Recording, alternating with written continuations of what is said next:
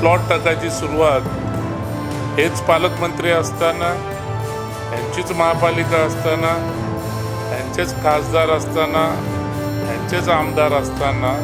नवी मुंबई में बीजेपी और शिवसेना के बीच एक बार फिर ठन गई है।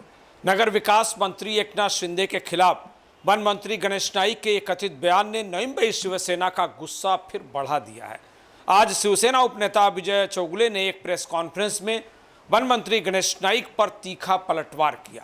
उपनेता विजय चौगुले ने कहा कि वन मंत्री गणेश नाईक कहते हैं कि उप मुख्यमंत्री एकनाथ शिंदे ने नई मुंबई के तमाम भूखंडों को बिल्डरों की झोली में डाल दिया है और प्रशासक राज में हुए आवंटन पर श्वेत पत्र निकालेंगे, लेकिन इससे पहले उन्हें खुद के कार्यकाल में हुए आवंटन की जांच करानी चाहिए।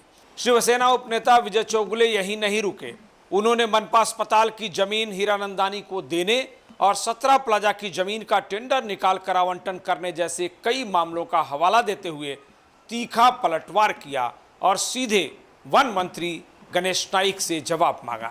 गणेश नाईक साहेबांनी नगर विकास खात्यावरती त्यांनी ताशेरे ओढले आणि इनडायरेक्टली शिंदे साहेबांवरती त्यांनी सांगितले की प्लॉट बिल्डरांच्या घशामध्ये वगैरे टाकले। मला सन्माननीय नाईक साहेबांना एवढंच सांगायचं आहे, बिल्डरांच्या घशात कोणी प्लॉट टाकले? प्लॉट टाकायची सुरुवात हेच पालकमंत्री असताना, यांचीच महापालिका असताना, यांचेच खासदार असताना, यांचेच आमदार असताना यांनी पहिला प्लॉट जो सिडकोनी नवी मुंबई महानगरपालिकेला वाशी येथे 17 प्लाझा म्हणून जो प्लॉट दिला होता, तो प्लॉट नवी मुंबई महानगरपालिकेचं प्रशासकीय कार्यालय बांधण्यासाठी देण्यात आला होता आणि तो प्लॉट त्यांनी टेंडर काढून नवी मुंबई महानगरपालिकेने टेंडर काढला आणि तो टेंडर काढून तो प्लॉट विकला गेला, टेंडर काढून विकला गेला। त्यावेळेस माननीय पालकमंत्री साहेब कुठे होते?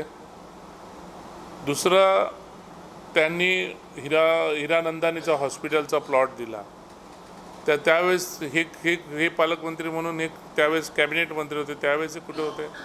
उपनेता विजय चौगुले ने कहा कि मनपा में बीजेपी की सत्ता आते ही वन मंत्री गणेश नाईक बेलापुर में प्रायोजित मेडिकल कॉलेज और अस्पताल का भूखंड रद्द कराने के पीछे पड़ गए हैं और हर समय एकनाथ शिंदे पर बिल्डरों को भूखंड देने का गलत आरोप लगाकर जांच की बात करते हैं।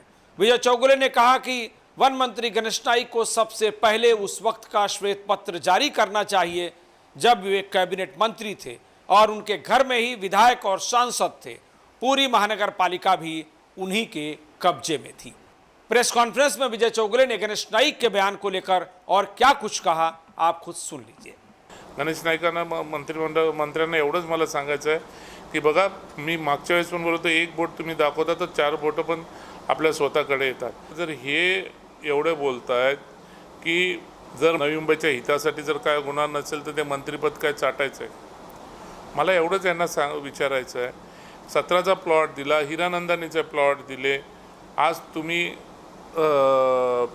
हॉस्पिटलचे प्लॉट कॅन्सल करू इच्छिता, मग तुम्ही जे हिरानंदानीचे आणि 17चे प्लॉट दिले तेव्हा तुम्ही कॅबिनेट मध्ये होतात, तेव्हा तुम्ही आज बोलता तुम्ही मंत्रिपद चाटायचं का? मग त्यावेळेस तुम्ही मंत्रिपद कुठं चाटत होते?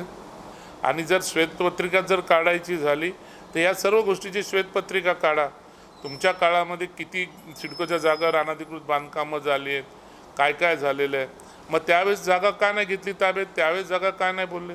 ह्या बाबतीत मी नगर विकास खात्याला पत्र देणार आहे आणि ह्या कुठल्या खात्याच्या माध्यमातून जर एखादा प्लॉट सिडकोने दिल्यानंतर नवी मुंबई महानगरपालिकेला दिला, महानगरपालिकेला टेंडर काढून विकायचं जर ही परवानगी, मला वाटतं या महाराष्ट्राच्या इतिहासामध्ये पहिली गोष्ट असेल की एखादी स्वायत्त संस्था टेंडर काढून प्लॉट विकते।